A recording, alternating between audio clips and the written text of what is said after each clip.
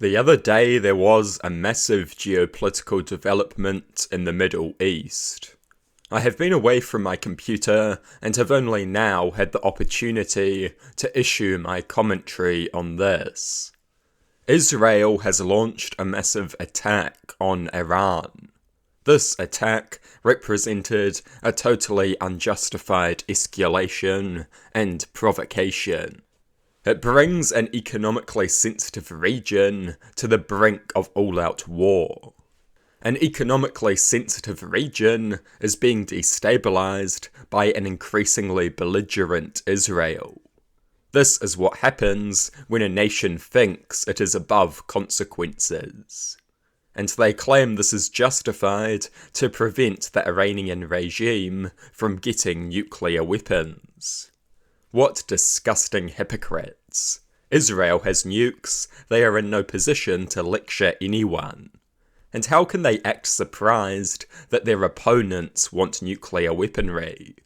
Look how aggressive and violent Israel is. They wiped out the entire Syrian military and seized Syrian territory without provocation. Just because the Assad regime was collapsing, they saw the lack of leadership as an opportunity. This is how they behave, and then they are surprised that their enemies want nukes and the security that they provide.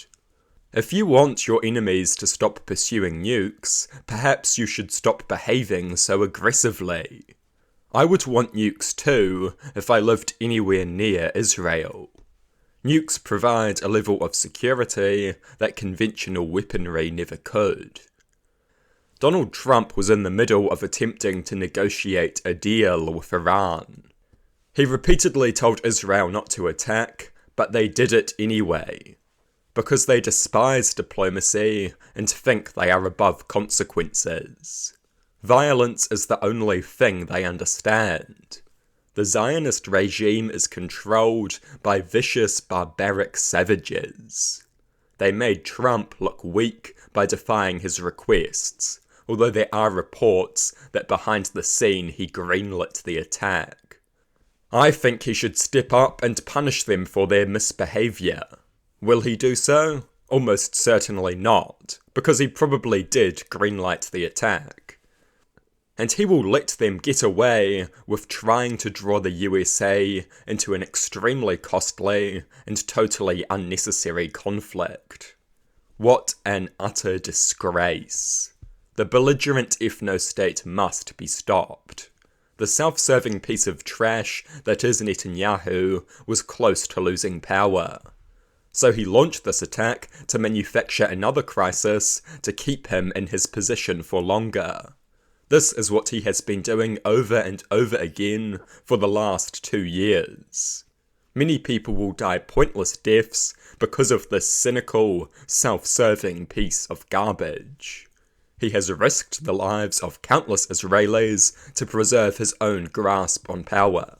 Already many have paid the ultimate price for his disgusting selfishness. It seems that we are witnessing the first actions of a hideous war between Israel and Iran. How will this end? Israel is well suited to a war of annihilation. They hit very hard, but lack the resources and manpower for a prolonged war of attrition. Iran is well suited to a war of attrition. They have a far larger population and far more resources, but their weaponry is nowhere near as advanced. But can Israel deal the knockout blow before Iran wears them down in the long run? Only time will tell. Certainly, I would like to see Iran put a dent in the Israeli Air Force.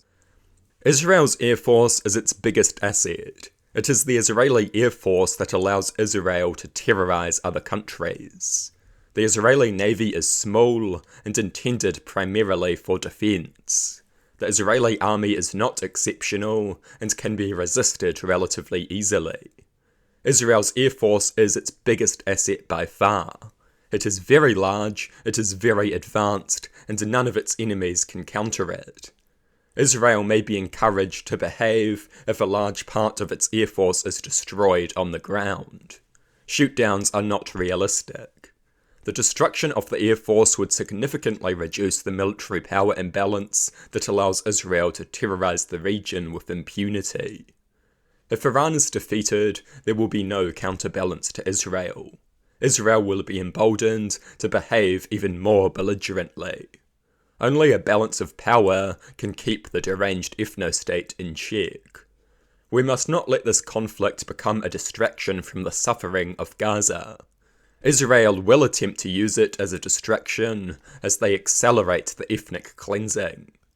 Israel is the world's most powerful cry-bully. They attacked Iran. When Iran fired back, they self-righteously threatened to burn Tehran to the ground and kill Iran's leader. These are the world's biggest hypocrites, crying about Iranian strikes when disproportionate violence is their specialty, and when they started the war. And they accuse Iran of hitting civilian targets when they have nestled their defense command centers among civilian buildings. When Hamas does that, they call it using human shields. And now these laughable hypocrites employ the same strategy. They reap what they sowed and have the gall to whine about it. Expecting to strike other states with impunity, they have done so with Palestine, Yemen, Lebanon, and Syria.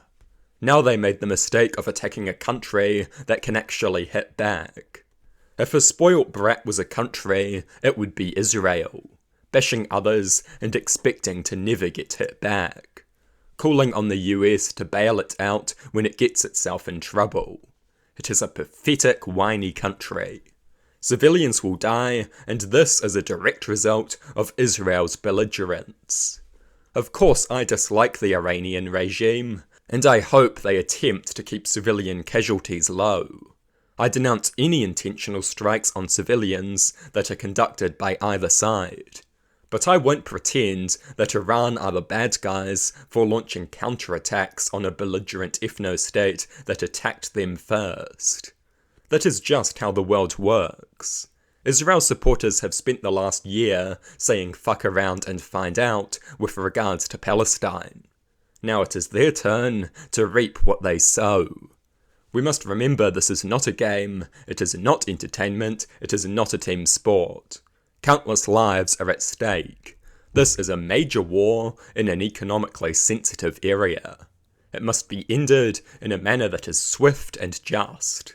We must do what we can to punish the belligerent ethno-state for its actions. We must sanction them and expel their ambassador. We must boycott Israeli products. We must offer the harshest condemnation possible. The Israeli regime is a force of chaos and violence. It must be stopped immediately. Governments of the West must refuse to back them. We must apply the necessary pressure to finally get them in line.